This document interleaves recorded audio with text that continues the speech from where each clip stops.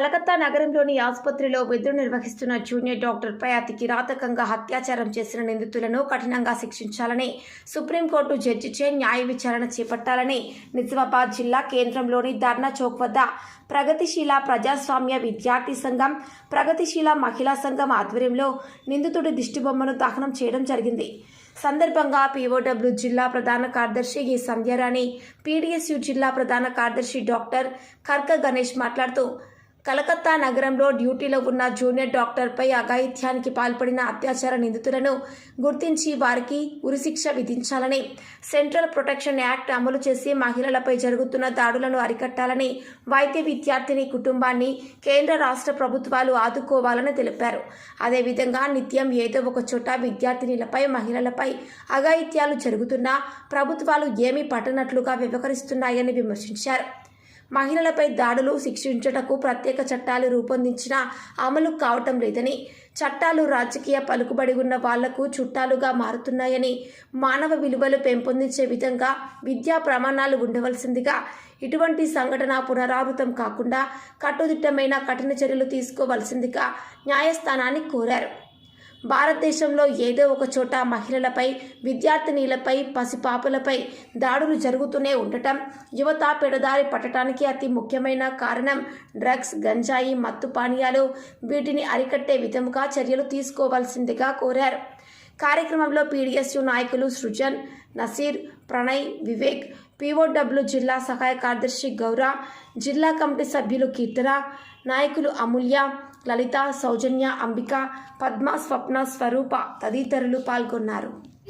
సమయంలో ఆమె పైన కొంతమంది దుండగులు వచ్చి ఆమెను అత్యాచారం చేసి మానసికంగా ఆమెని కొట్టి, హింసించి, అనేక విధాలుగా చిత్రహింసలు చేసి చివరికి ఆమెని చంపేసినటువంటి ఘటన ఇది చాలా చాలా సభ్య సమాజం చాలా బాధాకరమైనటువంటి విషయము.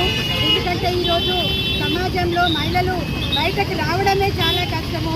ఇటువంటి మహిళలు ఈరోజు అనేక సందర్భాల్లో ఈ విధంగా రక్షణలేనటువంటి పరిస్థితులు ఏర్పడుతున్నాయి. కాబట్టి వెంటనే కేంద్ర ప్రభుత్వం బేటీ బచావో, బేటీ పడావో అని చెప్పి కేంద్ర ప్రభుత్వం మరి మహిళలకు రక్షణ ఎక్కడ కల్పిస్తుందనేటువంటిది మేము ప్రశ్నిస్తున్నాం. ఎందుకంటే బేటీ బచావో అన్నాడు, బేటీ పడావో అన్నాడు. అక్కడ చదువుకునే పిల్లలకు రక్షణ లేదు, అక్కడ పనిచేసే పిల్లలకు రక్షణ లేదు. మరి వాళ్ళ పరిస్థితులు ఏంటి అనేది ఈ కేంద్ర ప్రభుత్వాన్ని, రాష్ట్ర ప్రభుత్వాన్ని మేము అడుగుతున్నాం. మరి మహిళలకు అనేక రకాల చట్టాలు తీసుకొచ్చి, అనేక రకాల చట్టాలు ఉంచి వాటిని అమలు చేయడంలోనే చిత్తశుద్ధి లేదని చెప్పేసి మేము ప్రభుత్వాన్ని ప్రశ్నిస్తున్నాం. లేదంటే పెద్ద ఎత్తున మేము ఉద్యమం చేస్తామని చెప్పేసి ఈ కేంద్ర రాష్ట్ర ప్రభుత్వాలకు హెచ్చరిస్తున్నాం. వెంటనే ఈ సిట్టింగ్ జడ్జి తోటి రాష్ట్ర కోర్టు ద్వారా న్యాయ విచారణ చేయాలి. తర్వాత సుప్రీంకోర్టు ద్వారా ఆధ్వర్యంలో ఈ జడ్జిని నియమించి వాటి ద్వారా విచారణ జరిపించి దుండగులను వెంటనే అరెస్టు చేసి వాళ్ళని శిక్షించాలని చెప్పేసి డిమాండ్ చేస్తున్నాం. అట్లాగే వారి కుటుంబానికి కూడా ప్రభుత్వం సహాయ సహకారం అందించాలని చెప్పేసి తెలియజేస్తున్నాం. లేకపోతే పీడీఎస్, పీఓడబ్ల్యూ సంఘాల ఆధ్వర్యంలో ఈరోజు నిజామాబాద్ నడి ఒడ్డున నిందితుడి దిష్టిబొమ్మను దానం చేయడం జరిగింది. ఇన్ని రోజులు గడుస్తూ ఉన్న వైద్య విద్యార్థిపై నిందితులు సభ్య సమాజం తలదించుకునే విధంగా చేసిన తర్వాత కూడా ఇప్పటి వరకు కూడా కేంద్ర రాష్ట్ర ప్రభుత్వం స్పందించకపోగా వాళ్లకు ఎటువంటి శిక్షణ కూడా ఇప్పటి వరకు చేయడం బాగా సిగ్గుచేటు.